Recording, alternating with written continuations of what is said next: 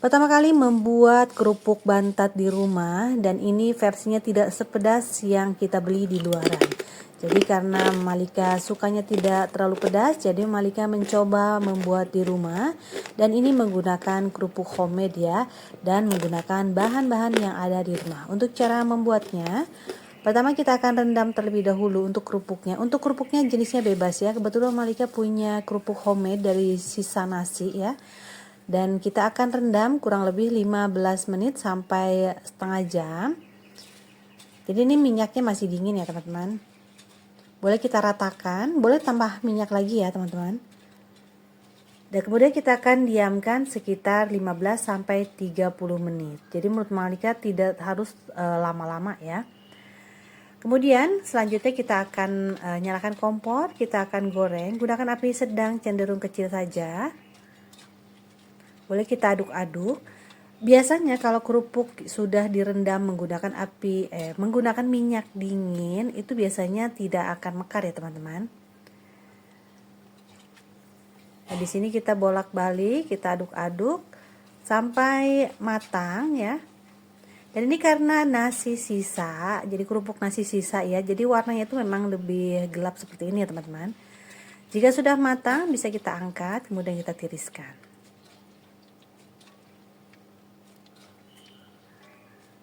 Nah, selanjutnya kita akan membuat bumbunya. Di sini Malika punya bumbu balado, bumbu tambur balado kentang ya.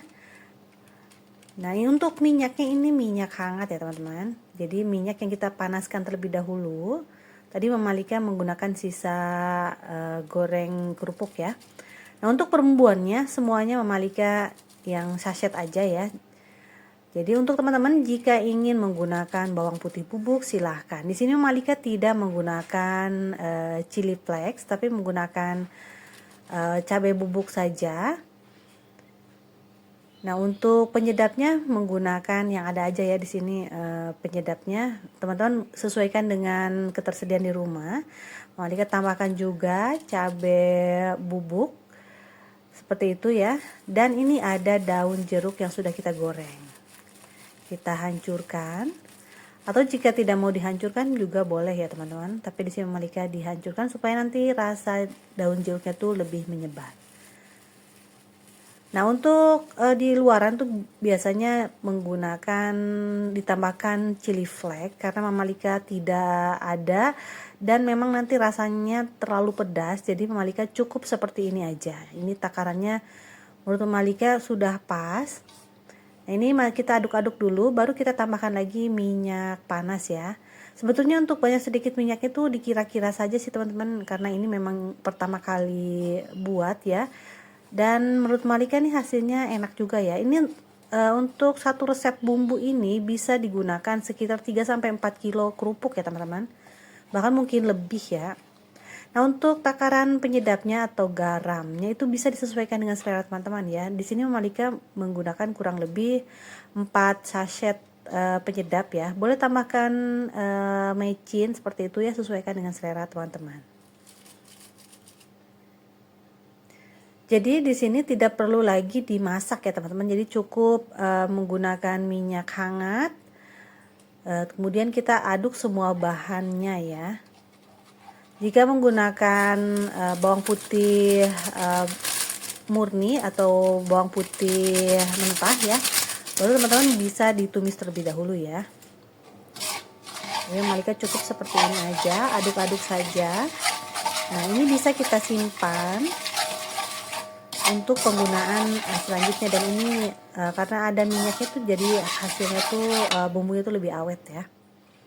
Nah, di sini Malika masukkan ke jar saja, ke toples ya.